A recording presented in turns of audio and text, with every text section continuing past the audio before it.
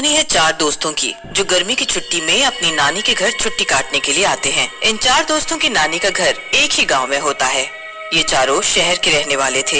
ये चारों बहुत पढ़े लिखे होते हैं। ये किसी भी बात पर जल्दी विश्वास नहीं करते थे। अमित, अनिल, कल्लू, अर्जुन, ये चारों अपनी नानी के घर जाने के रास्ते में होते हैं। चारों बस में बैठे होते हैं। तभी गांव के रास्ते में एक हवेली होती है। ये सभी उसे देख रहे होते हैं। वो चारों उस हवेली को देखते हुए आगे बढ़ने लगते हैं। अरे देखो, इतनी डरावनी हवेली है। मैंने तो सुना है कि रात को बांसुरी की आवाज आती है यहाँ से, और ये भी सुना है ये एक लड़की बहुत सुंदर गाना गाती है।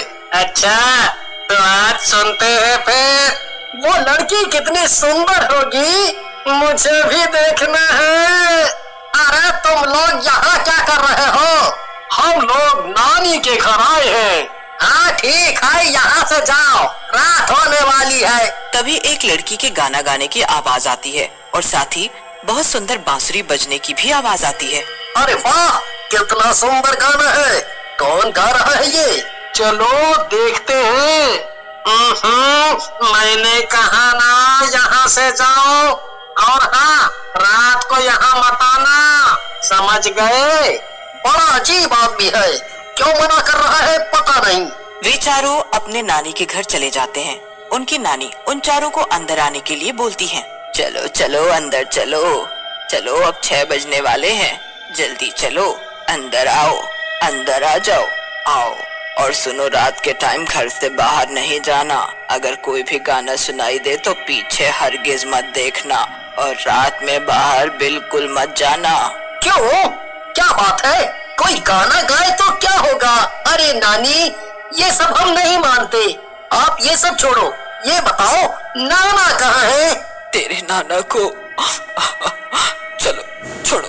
नानी बताओ क्या हुआ? अरे वो गाना गाने वाली चुड़ैल ने तेरे नाना को मार दिया। अरे ये सब आप क्या बोल रही हो? चुड़ैल नहीं होती, और गाना गाने वाली कैसे हो सकती है? बस बस, तुम लोग नहीं जानते। रात में कोई भी गांव में बाहर नहीं निकलता है। जो भी बाहर निकलता है वो घर वापस नहीं आता। अब तक न जाने कितने लोग गायब हो गए, न जाने क्या हो रहा है ये सब। अरे नानी, गाना गाने वाली चुड़ैल कैसे हो सकती है? आप ये सब क्या बोल रही हो?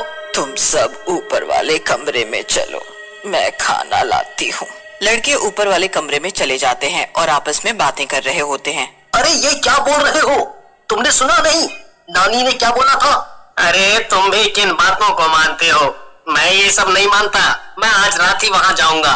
जिसको चलना है वो आ सकता है। मैं तो आज उस लड़की से मिलकर दूध का दूध, पानी का पानी कर दूंगा। इसके बाद सब एक साथ खाना खाकर सोने की तैयारी कर रहे होते हैं।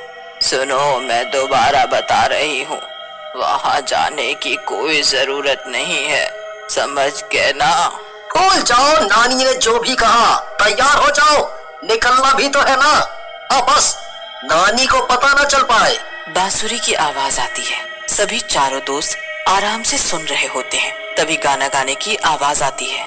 आज की रात, आज की रात, आज की रात। लड़के ये सब सुन रहे होते हैं। वे चारों उस सुंदर लड़की को देखते ही रह जाते हैं। वे चारों उस सुंदर लड़की का पीछा करते हुए उस हवेली के पास पहुंच जाते हैं। वे लड़की वहां से गायब हो जाती है। वे चारों आपस में बात करते हैं। अरे देखो, हम इस हवेली पर आ गए। देखो, चलो चलो, नानी ने मना किया था ना आने के लिए। चलो। अरे तू शांत रहे, हम नहीं डरते। तू जा घर, हम अंदर जा रहे हैं। अगर तू हमारे साथ नहीं जाना चाहता तो तू जा। ठीक है। सुंदर लड़की हवेली के अंदर होती है और आवाज लगा रही होती है, अंदर आओ। आओ, अंदर आओ। अंदर आओ। वे सभी डर जाते हैं। फिर वो लड़की चुड़ैल बन जाती है। अब मैं तुम्हें नहीं छोड़ूंगी। मैंने मना किया था ना। चलो, हम नहीं डरते तुमसे। हम जानते हैं तुम वो बांसुरी वाली लड़की हो। अब ये बताओ, तुम ये सब क्यों करती हो और गांव वालों को क्यों परेशान करती हो? मैं एक म्यूजिक टीचर थी। मैं बच्चों को गाना सिखाती और सभी बच्चे मुझे बहुत पसंद करते थे। मेरा नाम माला है। फिर अब क्या हुआ? अब तुम भूत बनकर लोगों को क्यों मारती हो? मेरे नाना को भी तुमने मार दिया, ये तुम क्यों कर रही हो? तुम गांव के लोगों को नहीं मार सकती इस तरह से। मैं ये क्यों करती हूँ, ये तुम जानना चाहते हो ना? हम तुम्हारी मदद करना चाहते हैं। सुनो, एक दिन जब मैं म्यूजिक सिखा रही थी बच्चों को, तभी गांव का प्रधान आया और मुझे अपने साथ चलने के लिए बोलने लगा। मैंने मना कर दिया। उसने अपनी बेटी को म्यूजिक सिखाने के लिए बोला, फिर मैंने हाँ कर दिया। मैं उसके घर जाके म्यूजिक सिखाने लग गई। एक दिन जब मैं उसे म्यूजिक सिखा रही थी तब मैंने उससे बोला, अरे नहीं नहीं बेटे, इस तरह नहीं, इसे इस तरह का। मैंने उसे ये बोला, वो नहीं समझी। उसने मुझे बोला, तुम्हें तो गाना नहीं आता, तुम जाओ। मैं वहां से आ गई। फिर प्रधान मेरे घर आया और मुझसे बोलने लगा, तुमने मेरी लड़की को गाना क्यों नहीं सिखाया? अब तुम्हें इसकी कीमत चुकानी पड़ेगी। मैं उसे समझाने की कोशिश करने लगी, लेकिन उसने मेरी एक बात नहीं सुनी और वहां से चला गया। वो गांव के लोगों को लेके आया अगले दिन। गांव के लोगों से उसने झूठ बोला कि मैं बच्चों को मारती हूँ और गांव वालों के साथ मिलकर मेरे घर में आग लगा दी। मैंने सबको समझाने की बहुत कोशिश की, लेकिन सबने मुझे वहां मरने के लिए छोड़ दिया। हम जानते हैं कि तुम्हारे साथ बहुत गलत हुआ, लेकिन तुम इस तरह से गांव के मासूम लोगों के साथ गलत नहीं कर सकती। इसमें और लोगों की गलती नहीं है। क्या तुम मेरी मदद करोगे? हम करेंगे, पर तुम वादा करो फिर ये सब नहीं करोगी और यहाँ से चली जाओगी।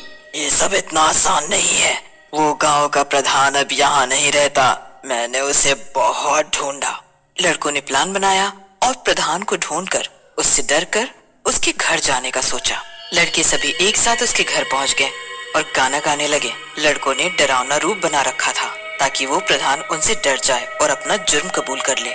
आज की रात आखिरी रात है तुम्हारी, आज की रात आज की रात। अरे ये तो डर गया। मुझे माफ कर दो। मैं जानता हूँ तुम वो म्यूजिक टीचर हो, मुझे माफ कर दो। अब तुम्हें कोई माफ नहीं करेगा। लड़के सभी गांव वालों को सारी बात बता देते हैं।